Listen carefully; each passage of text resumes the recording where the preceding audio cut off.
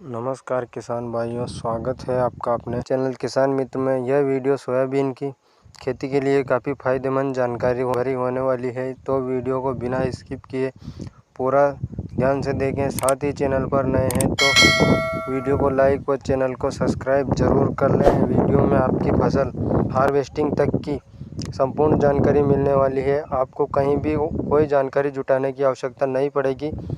तो आज आपको सोयाबीन फसल में हम आगे क्या करना है, हमारी फसल में खरपतवार है उसे कैसे नियंत्रण करना है, या खरपतवार नाशक का स्प्रे कर दिया है तो उससे लगने वाला झटका, या फिर सोयाबीन में जो बेटक ले लेती है सोयाबीन उसको कैसे वापस रिकवर करें। साथ ही हमारी सोयाबीन में कौन कौन से कीट हैं जो लगने वाले हैं और किस प्रकार के कीट पर कौन सा स्प्रे इंसेक्टिसाइड ज़्यादा ज़रूरी है। किसान भाइयों, आपको जानकारी देने जा रहा हूं, जब बरसात हो तो हमारी फसल ज़्यादा दिन तक उसका सामना कर सके और ज़्यादा नुकसान ना हो। साथ ही हमारी फसल 20-25 दिन की हो तो कौन सा खाद हमें डालना है या कौन सी कीटनाशक हमें स्प्रे करनी है। तो हमारे जो कीट व रोग लग रहे हैं तो उनसे बचने के लिए हमें सबसे पहले कीटनाशक जो हमें छिड़काव करना है पहले स्प्रे के रूप में, तो वह यह है। तो इल्ली का जो समस्या देखने को मिलती है, यदि अगर आपके खेत में कम इल्ली है और सोयाबीन ज़्यादा लंबी अवधि वाली है और अभी फूल नहीं आए हैं, तो हम उसमें सोलोमोन का भी छिड़काव कर सकते हैं, जो आती है बीटा साइक्लोथ्रिन प्लस इमिडाक्लोप्रिड के नाम से, जिसका हमें 150 ml प्रति एकड़ की दर से छिड़काव करना होता है। और इसकी थोड़ी जो रेट है वो थोड़ी तेज़ होती है, पर इसका अच्छा रिजल्ट होता है और 10 से 15 दिन के लिए हमारे खेत में इसका असर देखने को मिलता है। वहीं दूसरे नंबर की बात करें तो वह कार्बेमेथोक्सोम प्लस लेमडासाइलोथ्रिन, जो कि अलीगा के नाम से आती है, 20% प्लस 9.5, इसे 50 ml प्रति एकड़ की दर से हमें छिड़काव करना होता है। कीटनाशक है वो है हमारी कोराजिन। दोस्तों, इसका भी बहुत ही अच्छा रिजल्ट देखने को मिलता है और ये हमारे खेत में इल्ली पर बहुत अच्छा असर करती है। तो दोस्तों, इसमें जो पिक फार्मूला आता है वो है कोरेट्रानिलिप्रोल 18%, जिसे हमें 60 ml प्रति एकड़ की दर से छिड़काव करना है। यदि अगर कीटों का टिक कम है तो हम इसे 40 ml प्रति एकड़ भी ले सकते हैं। दोस्तों, ये भी थोड़ी कॉस्टली होती है, 1300 से 1800 तक इसकी रेट रहती है।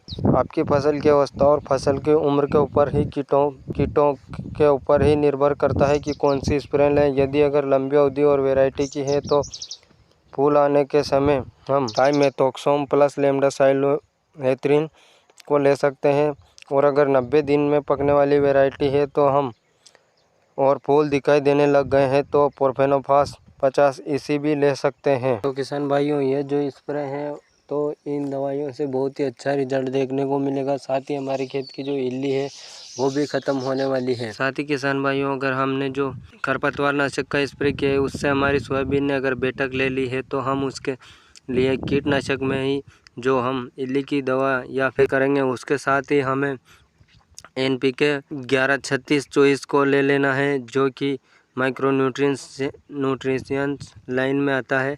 बहुत ही अच्छा इसका उपयोग होता है और इसके प्रयोग से हमारी सोयाबीन बहुत अच्छी होने वाली है। और हम चाहें तो एक और जो हमारी सोयाबीन में कम नुकसान पहुंचाए, और यदि अगर हमारे कम इल्ली है तो हम इसमें NPK 11-36-24 के साथ इमामेक्टिन बेंजोएट के जो सोल्ट आता है 5% SG इंसेक्टिसाइड, इसको भी ले सकते हैं।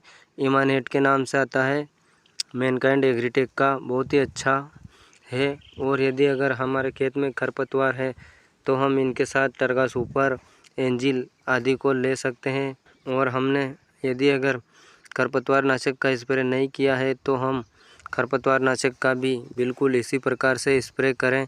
यदि हमारे खेत में चौड़ी पत्ती वाली खरपतवार है तो हम उसमें उसी प्रकार से स्प्रे करें। यदि संकरी पत्ती वाली है तो टरगा सुपर, एंजिल आदि का स्प्रे करें। यदि अगर दोनों प्रकार की है तो इसके साथ हम क्लोरीम्यूरन इथाइल 25% WP, जो कि हमारे कई फॉर्म में आता है, जैसे धानुका की क्लोबेन 10 ग्राम का पाउच आता है। वहीं साथ ही और भी कंपनियों में आता है जो कि आती है, इसे हमें 10 ग्राम प्रति एकड़ के हिसाब की दर से ही स्प्रे करना होता है। क्योंकि अगर हम ज़्यादा इसका मात्रा में स्प्रे करेंगे तो हमें इस सोयाबीन में झटका देखने को मिलेगा। इसलिए कम मात्रा में ही इसका स्प्रे करें। और यदि अगर किसान भाइयों हमारे खेत में नमी हो तभी इनका स्प्रे करें। यदि अगर हमारे खेत में नमी नहीं है और अच्छी बरसात नहीं हुई है तो हम देसी जुगाड़ लगाकर करपा आदि को भी निकाल सकते हैं। और बैलों व मोटरसाइकिल कई ट्रैक्टर आदि के जुगाड़ से हम इनमें निकाल लें तो बहुत ही अच्छा रहेगा और किसी प्रकार के खरपतवार नाशक के झंझट में ना पड़ना पड़ेगा। और अगर ज़्यादा बरसात हो रही है और खेत में हमारे जो नमी अच्छी है तो ही खरपतवार नाशक का स्प्रे करें। यदि अगर खेत में नमी कम है तो हमें देसी जुगाड़ या करपा आदि की सहायता से ही निकाल लें। जानकारी कैसी लगी दोस्तों प्लीज़ कमेंट में बताएं। साथ ही वीडियो को लाइक और चैनल को सब्सक्राइब करें। धन्यवाद।